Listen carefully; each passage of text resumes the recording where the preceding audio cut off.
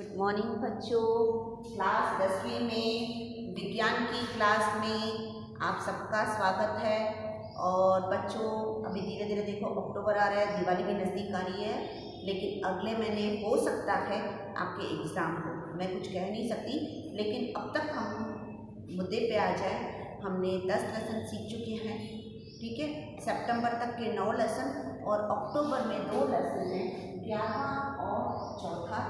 उसमें हमने 11वां लेसन कर लिया, ठीक है। उसका रिवीजन भी मैंने आपको करवा दिया। अब कुछ टॉपिक्स उसमें से कट कर दिए हैं। कौन से कट कर दिए हैं, एक दिन मैं पेपर में लिख के जितने भी मैंने लेसन पढ़ाए हैं वो आपको मैं फॉरवर्ड कर दूँगी, ठीक है, ताकि आप उन टॉपिक को ज़्यादा मत पढ़ना। भाई बाद करेला मैं गुजराती में लिखा हुआ है, लेकिन मैं कोशिश करूँगी कि हिंदी में बना के आपको भेजूँ। मतलब जो टॉपिक लिए गए हैं और जो टॉपिक निकाले गए हैं उसका मैं आपको बदल दूंगी। लेकिन बच्चों जितना हो सके बेसिक तो सब पढ़ना ही पड़ेगा। ऐसा नहीं है कि जब तक आप बेसिक पढ़ोगे नहीं तो कुछ आएगा नहीं, ठीक है। तो आज फिर से हम आज जाते हैं रसायन विज्ञान की तरफ। हमारा लेसन नंबर 4, हमारे लेसन नंबर 4 का टॉपिक है कार्बन और उसके यौगिक। अब आप जानते हो कि कार्बन को एक सर्वतोमुखी तत्व क्यों कहा गया है। सर्वतोमुखी का मतलब सब में समाया हुआ, हर जगह समाया हुआ, हर एक वस्तु में समाया हुआ। आप देखोगे पेट्रोल, डीजल, केरोसिन, ये जो हमें भूमि के नीचे से मिलती है उसमें भी कार्बन है। कार्बन के कई यौगिक है।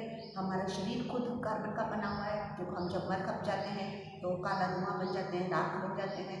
उसके अलावा लकड़ी है, यानी पेड़ पौधे हैं, यानी जितनी भी जीव संरचनाएं हैं सब कुछ कार्बनिक यौगिक हैं।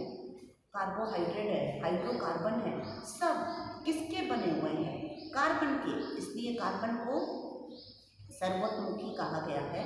वो भोजन में है, कपड़ों में है, पुस्तकों में है, हर जगह, हर एक जगह कार्बन है, ठीक है।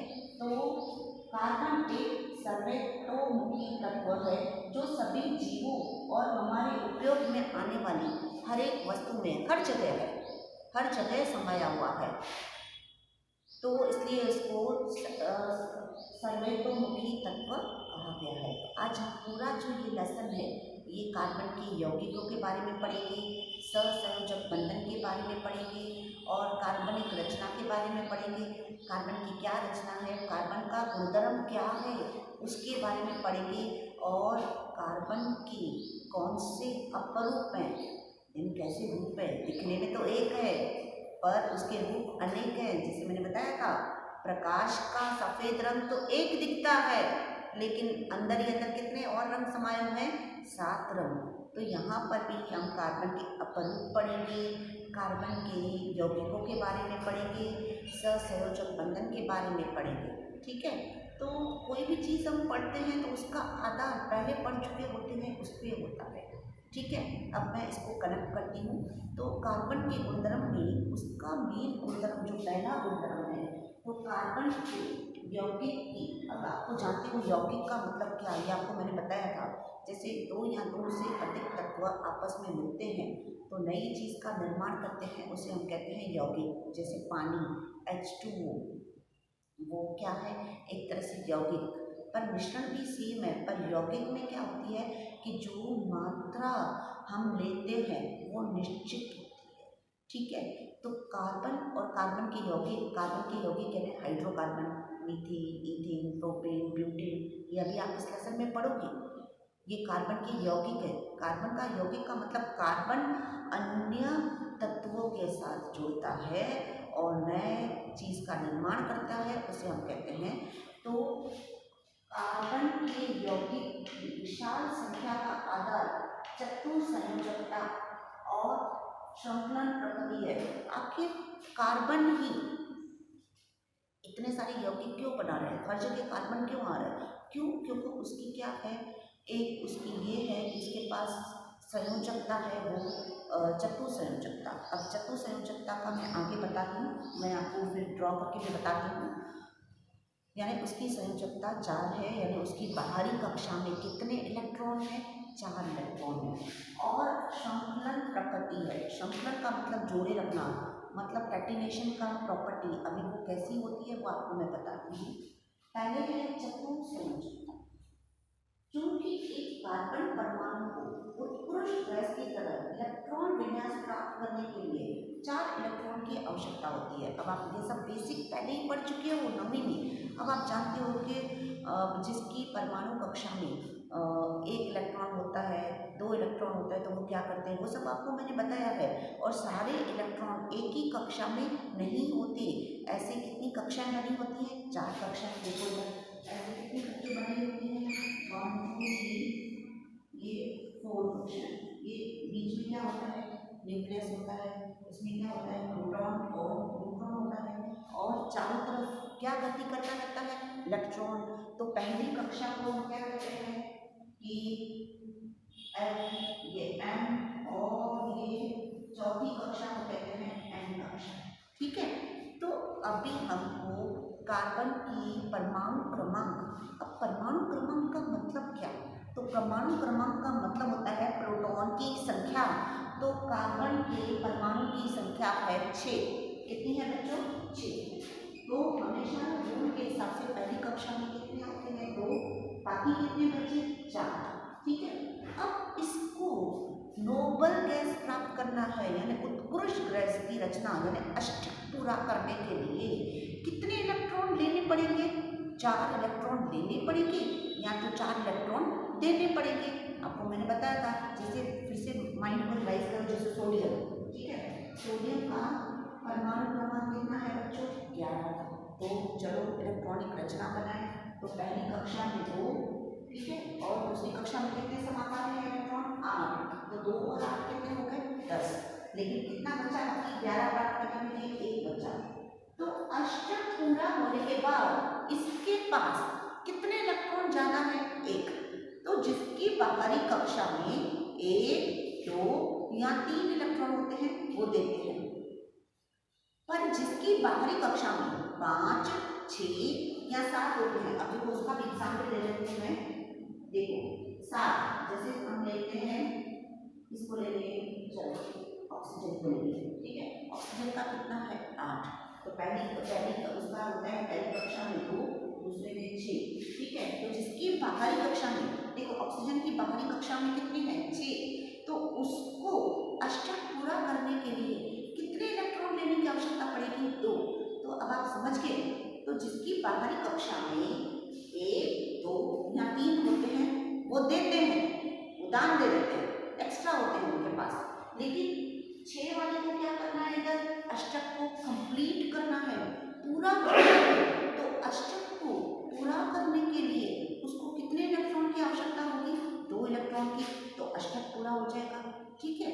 तो जिसकी बाहरी कक्षा में 1, 2, 3 इलेक्ट्रॉन होते हैं वो देते हैं, और जिसकी बाहरी कक्षा में आउटरमोस्ट लेयर में, आउटरमोस्ट ऑर्बिट में अगर 5, 6 या 7 होते हैं तो वो लेते हैं।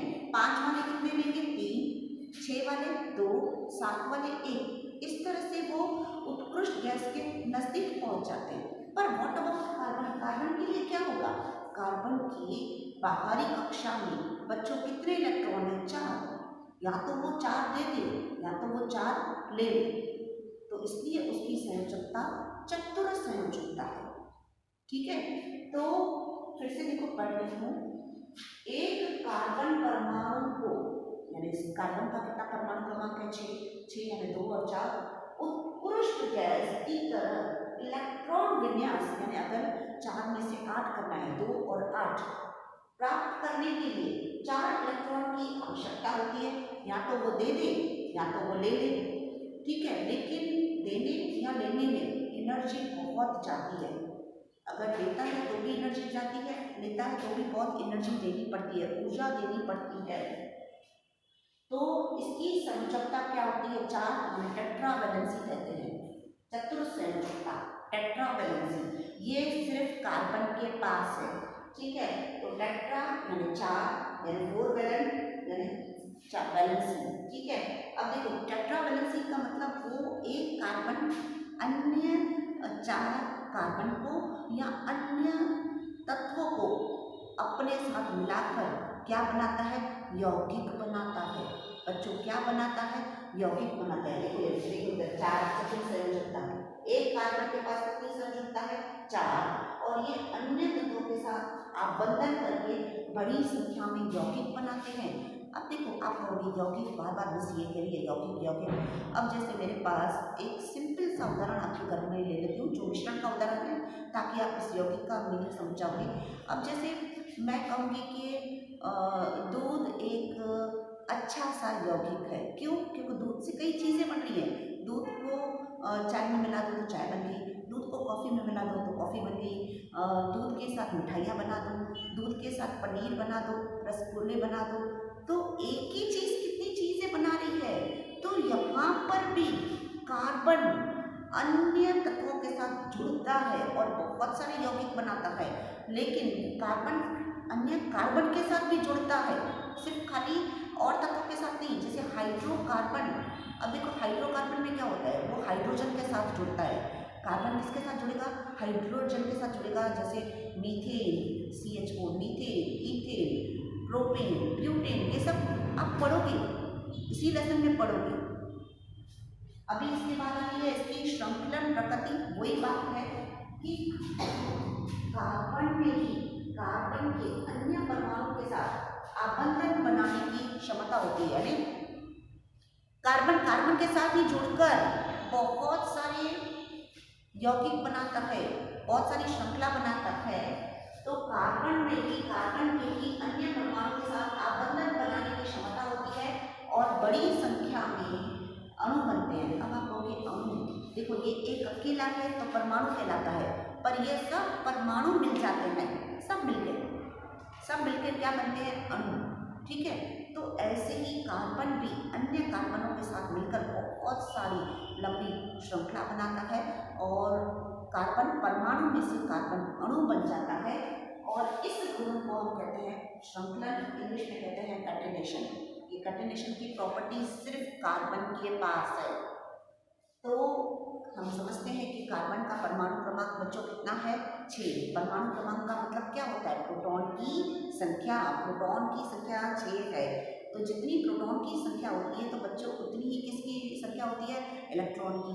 तो अभी उसकी इलेक्ट्रॉन विन्यास की बात करें तो इलेक्ट्रॉन विन्यास में आपको पता है कि 4 कक्षाएं होती हैं, K, L, M, N। तो K में कितने समा सकते हैं? 2, L में 8, M में 18, 2, 8, 18, 32। ये सब आप पढ़ चुके हो।